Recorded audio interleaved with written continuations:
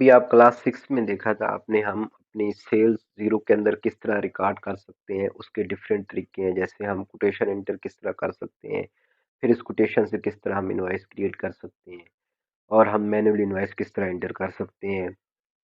अब हम देखेंगे कि आप के पास अब आपने बल्क पे कोई चीज़ें सेल की हैं अपने डिफरेंट क्लाइंट्स को, तो आप उनकी इनवॉइसें सिस्टम में इंटर करने, क्योंकि आपका टाइम बहुत ज़्यादा लगेगा। आप एक-एक क्लाइंट की इनवॉइसें इंटर करेंगे, 10 इनवॉइसें, 20 इनवॉइसें या 30 इनवॉइसें, जितनी भी इनवॉइसें हैं। तो आप अगर एक-एक इनवॉइस इंटर करेंगे तो आपके पास बहुत टाइम लगेगा और आपकी कॉस्ट भी लगेगी। तो ज़ीरो जिस तरह आपने देखा था कि हमने अपनी क्लास 5 में अकाउंट्स पेबल, हमारे पास बहुत ज़्यादा बिल्स, बल्क बिल्स आ गए थे, उनको हमने किस तरह रिकॉर्ड किया था। इसी तरह ज़ीरो हमें ऑप्शन देता है कि अगर आपने बहुत ज़्यादा इनवॉइसें क्रिएट करनी है, बल्क पे इनवॉइसें क्रिएट करनी है, तो आप उन इनवॉइसों को किस तरह क्रिएट कर सकते हैं और फिर उनको आप किस तरह ज़ीरो के अंदर अपलोड कर सकते हैं। तो हमने अपनी पिछली तमाम क्लासेस में ये चीज़ें देखी थी कि आपने अगर अपने चार्ट ऑफ अकाउंट को किस तरह इंपोर्ट करना है, आपने इन्वेंट्री को किस तरह ज़ीरो के अंदर इंपोर्ट करना है, फिर आपने जब बल्क बिल इंटर करने, उनको आपने किस तरह इंपोर्ट करना है। बिल्कुल इसी तरह अभी हम देखेंगे कि आप अपनी इनवॉइसों को किस तरह बल्क में इंपोर्ट कर सकते हैं। तो आपने देखा था कि हर जो भी ट्रांज़ैक्शन, जिस ट्रांज़ैक्शन को भी हम इंपोर्ट करेंगे, ज़ीरो उसका ऑलरेडी हमें एक सैंपल प्रोवाइड करता है। उस सैंपल के प्रोवाइड करने का मतलब यही होता है कि आपने अपनी जो भी रिकॉर्डिंग करनी है ट्रांज़ैक्शंस की, आपने उस फ़ॉर्मेट के मुताबिक उसको रिकॉर्ड करना है। अगर आपने ज़ीरो का जो फ़ॉर्मेट है, उस फ़ॉर्मेट के मुताबिक हम उस अपनी चीज़ों को नहीं लिस्ट करेंगे, ज़ीरो के सीएसवी फ़ॉर्मेट के मुताबिक, तो ज़ीरो उसको रिजेक्ट कर देगा। ज़ीरो उस प्रोसेस को नहीं एक्सेप्ट करेगा, क्योंकि ज़ीरो ने अपने सिस्टम के अंदर उसी चीज़ को मॉडिफाई किया हुआ है, जो चीज़ें वो हमें अपने टेम्पलेट में बताता है। तो हम देखते हैं ज़ीरो का इनवॉइसेस का टेम्पलेट क्या है, और उसके बाद फिर हम अपनी एक सैंपल टेम्पलेट को, जो हम उस ज़ीरो के टेम्पलेट पे तैयार करके अपलोड करते हैं। तो आपने जब भी इंपोर्ट ट्रांजैक्शन इंटर करनी है इनवॉइसेस की, आपने सेल्स ओवरव्यू में जाना है, यहाँ से आपने इंपोर्ट में जाना है। इंपोर्ट में जाके यहाँ पे आपने पहले डाउनलोड टेम्पलेट फाइल कर लेनी है अपनी अंडरस्टैंडिंग के लिए, आपने कि आपने किस तरह उसको बनाना है। तो जैसा कि हम पिछली क्लासेस में ये टेम्पलेट को काफ़ी ज़्यादा डिस्कस कर चुके हैं। हर ट्रांजैक्शन को अपलोड करने का डिफरेंट टेम्पलेट है, बैंक ट्रांजैक्शन को अपलोड करने का डिफरेंट टेम्पलेट है, सेल्स का डिफरेंट है, बिल्स का डिफरेंट है, चार्ट ऑफ अकाउंट का डिफरेंट है। लेकिन आपने इस टेम्पलेट में एक चीज़ को ख्याल रखना है कि ज़ीरो के टेम्पलेट में कुछ चीज़ें, कुछ ऑप्शन हमारे लिए रिक्वायर्ड होती हैं, जिनके बगैर ज़ीरो उस उस प्रोसेस को एक्सेप्ट नहीं करता, और कुछ चीज़ें ज़ीरो हमें बताता है कि ये ऑप्शनल है। तो आज हम यही देखेंगे कि जो चीज़ें रिक्वायर्ड होंगी वो उस टेम्पलेट में किस तरह लिखनी है, और जो चीज़ें ऑप्शनल होगी उनको हम छोड़ भी सकते हैं, लिख भी सकते हैं। तो आपने एक बात अपने माइंड में क्लियर रखनी है कि जिस हेडिंग के साथ, ये जो ऊपर हेडिंग आ रही है यहाँ पे, ये इस कॉलम में ये जो हेडिंग आ रही है, जिस हेडिंग के साथ आपको ये स्टार का साइन नजर आ रहा है, ये स्टार का साइन नजर आ रहा है, इसका मतलब है कि ये चीज रिक्वायर्ड है। इसके बगैर आपका ज़ीरो का जो इंपोर्ट का प्रोसेस है वो इनकम्प्लीट है, ज़ीरो उसको रिजेक्ट कर देगा अगर आपने ये स्टार की जो इंफॉर्मेशन है वो आपने इनपुट नहीं की। तो अब ये कॉन्टैक्ट नेम के साथ स्टार है, तो हमने जिस क्लाइंट को भी इनवॉइस भेज रहे हैं उसका नाम यहाँ पे लिखा होना ज़रूरी है। उसके बाद यहाँ पे इनवॉइस नंबर है, इनवॉइस नंबर के साथ भी स्टार आ रहा है, इनवॉइस नंबर भी आपने देना है। लेकिन इनवॉइस नंबर को अब आपने इस तरह क्रिएट देखना है कि क्योंकि जब बिल थे, तो वहां पे बिल पे तो हमें क्लाइंट की, अपने वेंडर की तरफ से बिल आ रहे थे, तो उस पे जो नंबर था हमने वो मेंशन किया। अब इनवॉइस नंबर तो हम इशू कर रहे हैं, तो अब हमने अपना नंबर यहाँ पे लिखना है। तो अब आपने इस बात का ख्याल रखना है कि आपने जो इनवॉइस नंबर जहाँ पे लिखना है वो यूनिक नंबर हो, कि आपने उससे पहले कोई इनवॉइस इंटर नहीं की हुई, या उसके बाद फिर आप ये इनवॉइस किसी को इंटर नहीं करेंगे। इसीलिए आप जो नंबर जहाँ पे लिखेंगे वो आपके सिस्टम में भी वही अपलोड हो जाएगा जो आप यहाँ पे मेंशन करेंगे। और अगर आप टैक्स सिस्टम को फॉलो कर रहे हैं, जैसे आप यूके में है, यूएई में है, डिफरेंट गैस क्लाइंट में जीएसटी इनवाइस नंबर होता है, वैट होता है।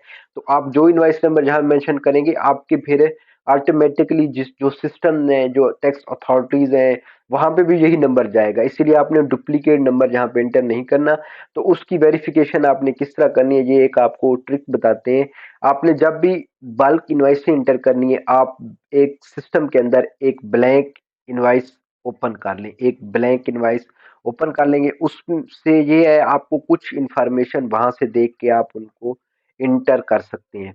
जैसे अभी के मैंने एक ब्लैंक इनवाइस ओपन की है, तो ब्लैंक इनवाइस को ओपन करने के बाद अब आप यहाँ पे इनवाइस नंबर भी देख सकते हैं, और बाकी कुछ इंफॉर्मेशन जो आपको वहां पे टेम्पलेट में फिलअप करनी है, तो वो आप यहाँ पे देख सकते हैं। यहाँ पे मैं एक सैंपल कंटेक्ट देता हूँ।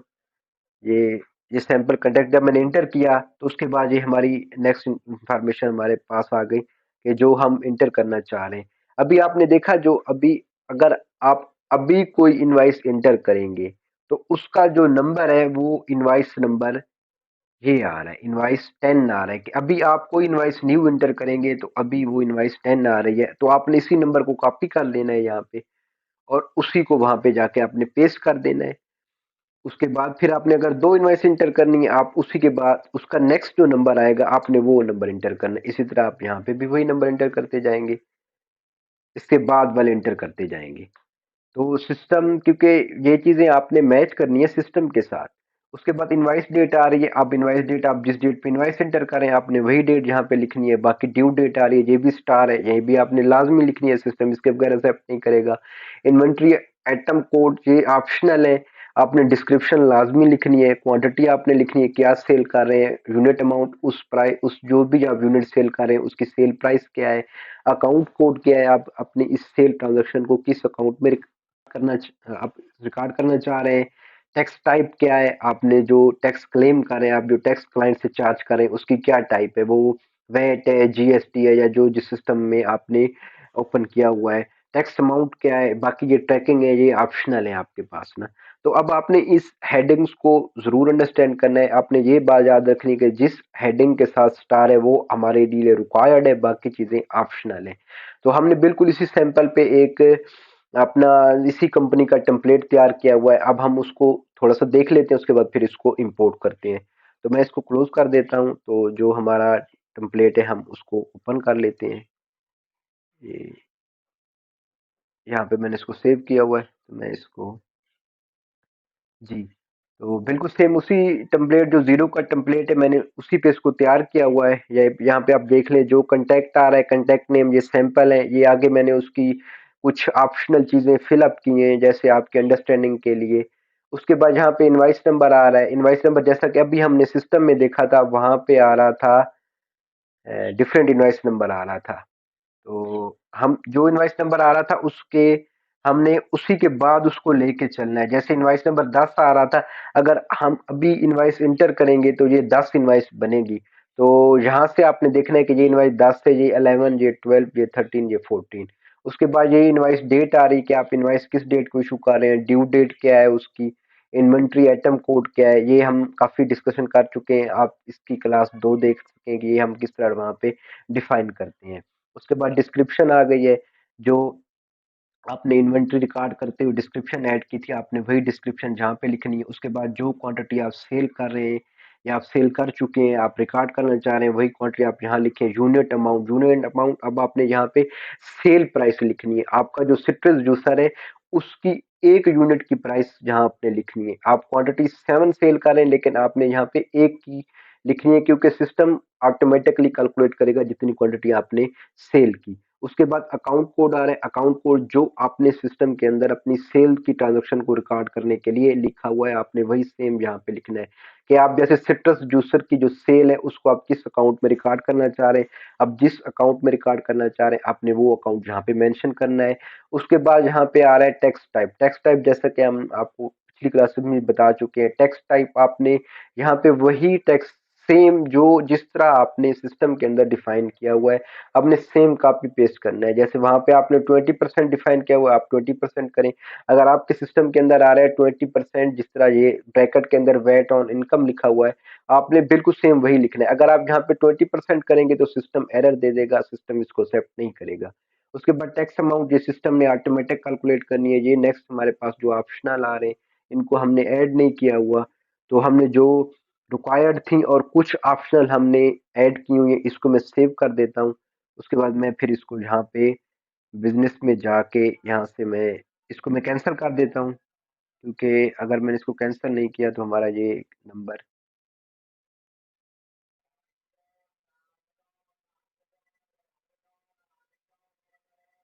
जी, मैं इसको डिलीट कर देता हूँ, क्योंकि मैं यहाँ पे इनवॉइस डिलीटेड, यहाँ से मैं अब सेल्स ओवरव्यू में आ गया। यहाँ पे मैं इंपोर्ट पे क्लिक करूंगा। तो इंपोर्ट पे क्लिक करने के बाद जैसा कि हमने देखा था अपना, यहाँ पे टेम्पलेट हमने डिस्कस कर चुके हैं। नेक्स्ट में वो हमें बता रहा है copy your invoices into the template. जो टेम्पलेट था उसमें कॉपी करें अपने इनवॉइसों को, रिकॉर्ड को। इंपॉर्टेंट चीजें ये बता रहा है कि आपने इनवॉइस की हेडिंग चेंज नहीं करनी, हेडिंग चेंज करेंगे सिस्टम एक्सेप्ट नहीं करेगा। डेट आपने अपनी कंट्री बेस पे देनी है। अगर आप यूके में है तो आपने डेट मंथ ईयर के साथ देनी है, यूएसए में है मंथ ईयर डेट के साथ देनी है। तो यहाँ पे जो फाइल है इंपोर्ट, आपने जहाँ पे इस फाइल को सेव किया हुआ है, आप वहां से इस फाइल को सिलेक्ट करें। तो मैंने अपने जीरो कोर्स में इसको किया है सेव।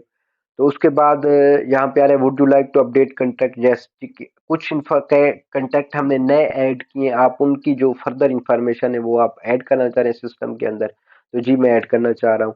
उसके बाद आ रहा है is the unit amount field tax in exclusive inclusive और एक्सक्लूसिव। तो हम टैक्स जितनी भी चीजें कर रहे हैं टैक्स एक्सक्लूसिव पे कर रहे हैं, इसलिए मैं इसी ऑप्शन को सिलेक्ट करूंगा।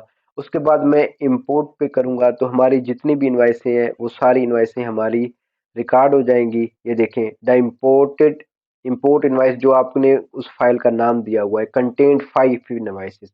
हमने 5 इनवाइसेस क्रिएट की थी। The following will be imported into zero, 5 new invoices, 5 new draft invoices will be imported. तो जो भी इनवाइसेस आपने क्रिएट की हुई हैं, जो भी आपने सीएस फाइल में हमने 5 की हुई थी, तो उसने 5 की 5 अपलोड कर दी। अगर कोई इनवाइस कोई सी इनवाइस का कुछ आइटम हम गलत करते तो जहाँ पे वो एरर शो कर देता। तो जितनी भी इनवाइसेस हमने बनाई थी वो सारी सिस्टम ने एक्सेप्ट कर ली, और उनको ड्राफ्ट में उसने सेव कर दिया है। ड्राफ्ट में सेव इसलिए किया है ताकि आप इसको रिव्यू कर सकें, फिर आप इसको अप्रूव कर सकें। तो हम वन बाय वन इनवाइसेस को जहाँ पे देखते हैं, हम पहले इस इनवाइस को देखते हैं। ये इनवाइसेस हमारी यहाँ पे अगर ओपन है तो ओपन करके देख लेते हैं, अगर ठीक है तो हम इसको अप्रूव कर देते हैं। जी 7 क्वांटिटी थी, हमने ये देखा ये 4 हमारी सेल प्राइस है, और ये 28 हम अर्न कर रहे हैं, और उस पे 50.6 वैट चार्ज हो रहा है। तो ये बिल्कुल ठीक है। अब मैं तो सैंपल है तो मैं इसलिए इसको एक्सेप्ट करूंगा। अगर आपने अपने केस में देखना है, आप इसको अप्रूव कर दें। उसके बाद अगर आप जितनी भी इनवाइसें आपने इंटर की हैं, आप सारी इनवाइसेस को अप्रूव करना चाह रहे हैं, तो आप यहाँ पे जितनी भी आप ड्राफ्ट में जाएं, यहाँ पे जितनी भी इनवाइसेज आ रही हैं आप उनको सेलेक्ट करें और उसको अप्रूव कर दें। वो सारी की जितनी भी 4 इनवाइसेज हैं वो सारी बल्क पे अप्रूव हो जाएंगी। अगर आपने सही इंटर की हुई है, अगर आपको लग रहा है कि ये चीजें सारी जो भी आप इंफॉर्मेशन इनपुट की है वो ठीक है, तो वो सिस्टम को अप्रूव करने का ऑप्शन दे दें, वो अप्रूव कर देगा। अब आपकी कोई भी इनवाइस ड्राफ्ट में नहीं है, अब सारी आपकी अवेटिंग पेमेंट्स में चली गई हैं, क्योंकि हमारी इनवाइस की जो ड्यू डेट थी उस हिसाब से सिस्टम ने उसको ऑटोमेटिक कैलकुलेट कर दिया। तो ये थी आपके कि आप किस तरह इंपोर्ट इनवॉइसिंग कर सकते हैं। जी, अब हम देखते हैं कि आपने जो इनवॉइसेस क्रिएट की हुई हैं उन इनवॉइसेस को आप किस तरह रसीद, जब आपको क्लाइंट की तरफ से रसीद इन हुई है, जैसे अभी आपने इनवॉइस इशू की हुई है XYABC